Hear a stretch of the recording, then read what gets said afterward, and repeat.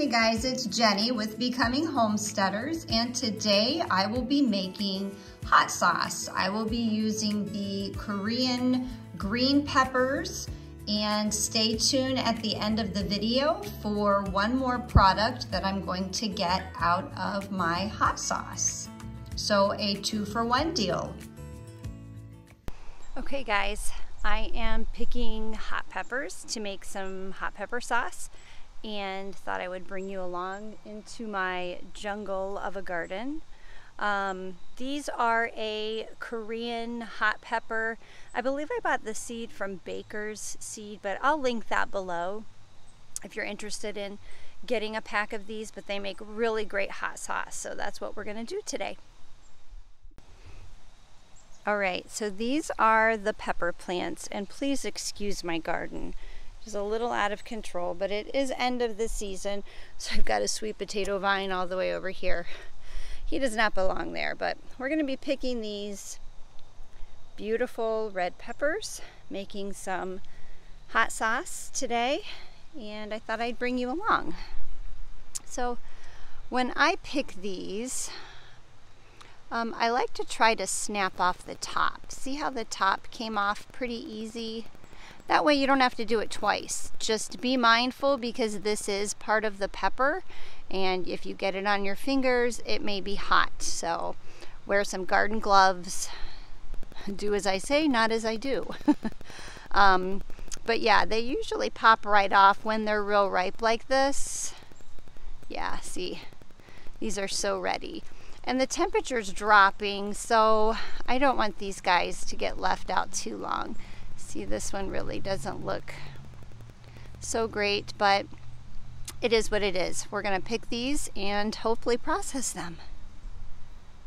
These little pepper plants, they are called Korean dark green pepper plants, or rather pepper seeds. They do take a very long time to mature to their red color, but I simply left them on the plant until they turned red before picking them. You can totally pick them when they're green and make a green sauce, or do whatever you're using them for as their green state, but I wanted that pretty red sauce, or orange, as it looks more like in the video. But I purchased the seed from Baker Creek Heirloom Seeds, and I started these indoors on April 9th. I started them in a self-watering seed tray. It was amazing. That's the first year I've used the self-watering seed trays, and I loved them. There were 10 plants in all, and I did use an Espoma organic indoor plant food. Once they sprouted and had their leaves, then I started with the fertilizer. But these guys were my best pepper that I started indoor. The plant isn't huge. It is maybe 2 feet at most tall. And they just produced a ton of peppers. So you're supposed to space them about 14 to 18 inches apart. We didn't do that. I would say closer to 10 to 12. And they still did perfect. We had lots of peppers. I do feel like we won't need to plant them next year, because we have a lot of hot sauce and red pepper flakes still to do us for next season as well. So maybe an every other year planting. So there were, excuse the motorcycle, I live in the city, 6 plants. You can tell these ones have seen better days. The leaves are falling. Like I said, the temperature is getting too cold at night for them. But wow, did I get a lot of peppers off of these 6 plants. Look, this one still wants to become a pepper.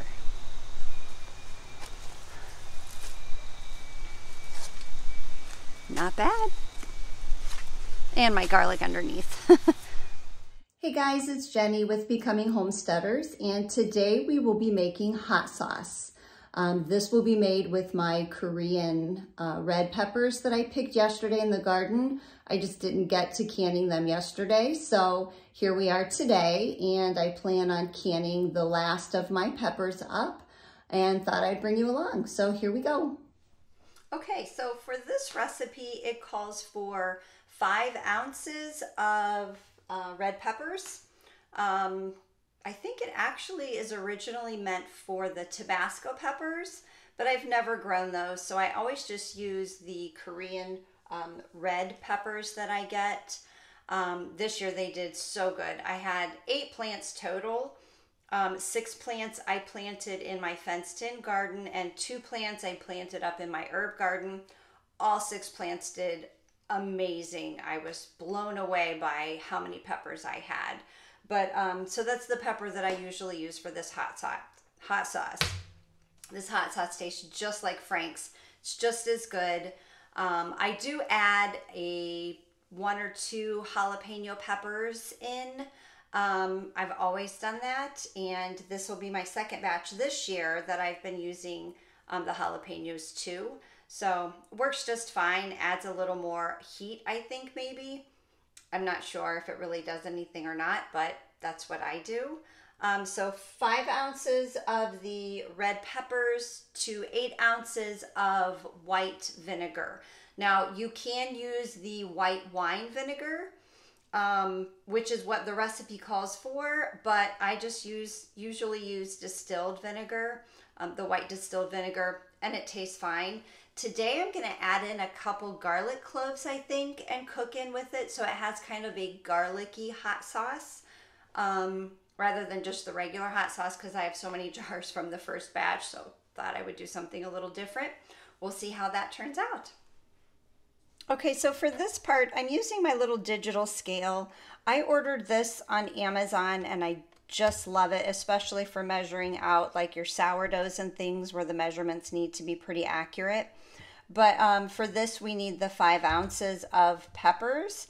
So I know I'm going to have way more than 5 ounces here, which is what happened the last time too.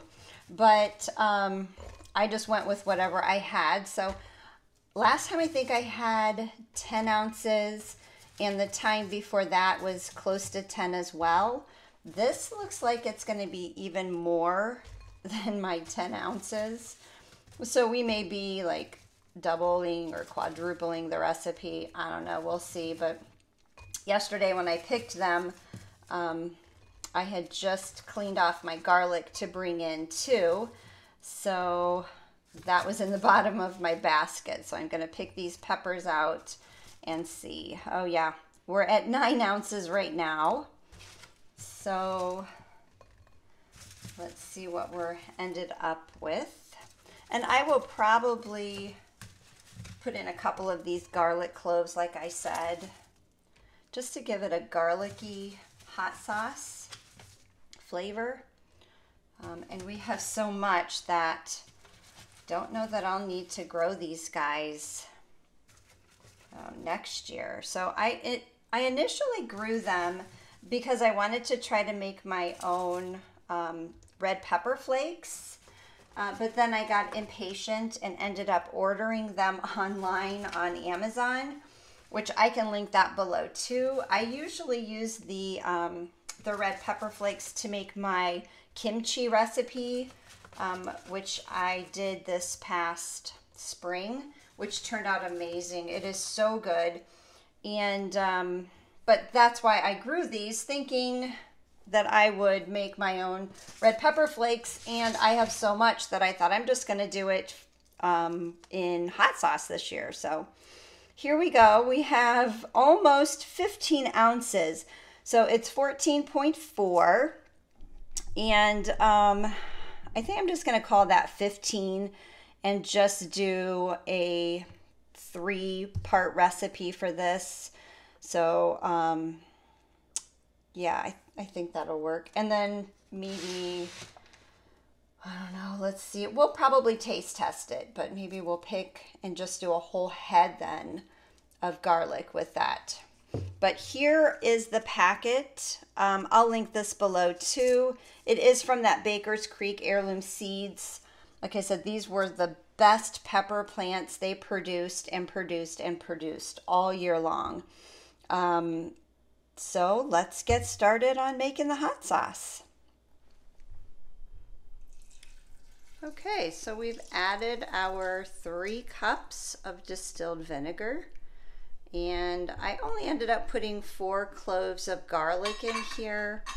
I didn't want it to be too overpowering. So I'm going to turn the heat on. We're going to cook this, bring it to a boil, and I left the peppers whole. I did give them a good scrub, but we left the seeds and everything in there. So we're going to bring this up to a boil, then we're going to cover it and cook it for 15 minutes. Okay, while this is cooking down, I thought I would just remind you to wear gloves when working with hot peppers. And if you don't wear gloves, don't touch your face or your eyes. You will regret it. I'm sure you all know that. But just a friendly reminder, these are very hot peppers. And then also I wanted to let you know that we will be getting 2 products from this. We'll be getting our hot sauce, and then stay tuned for the second product. At the end of the video, I'll show you what we're going to do with that. Okay, this is at a full boil. So, oof, look at the steam. Be mindful of this while it is boiling because the smell is very spicy. And I have found myself to cough at times while doing this whole process because the peppers are so hot. So just be careful if you're sensitive to hot peppers. Okay, so we're going to turn the heat off. This has been cooking for 15 minutes.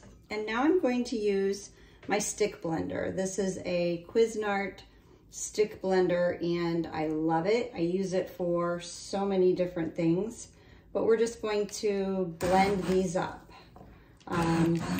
You could also take them out and put them in a high-speed blender, but this just works just as good as a blender. So once you get most of them chopped up, then you can just continue. You see what a good job it does. I don't know if you noticed too that the peppers were left whole. Some of them still had like little bits of the stem pieces. But we're gonna strain all of that, so not to worry.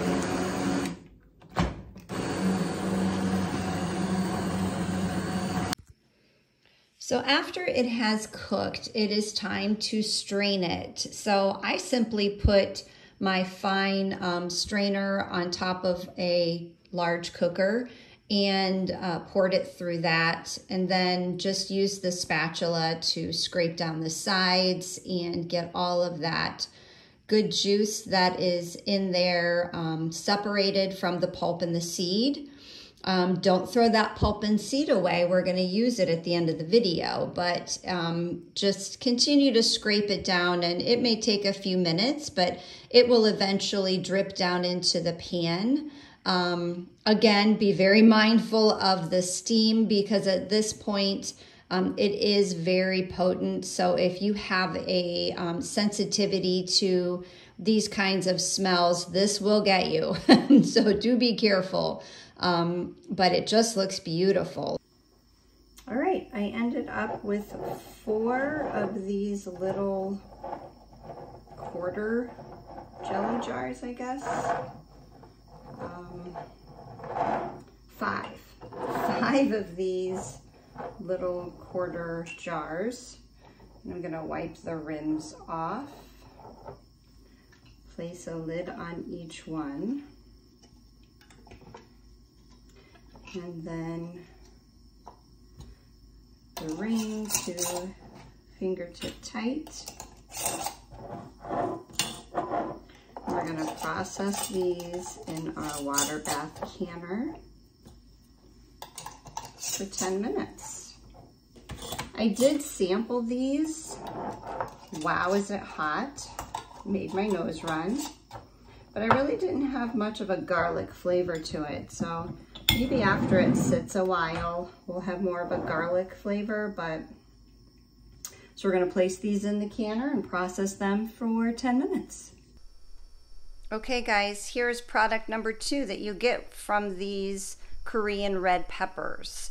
This is just simply the pulp left over from straining the hot sauce.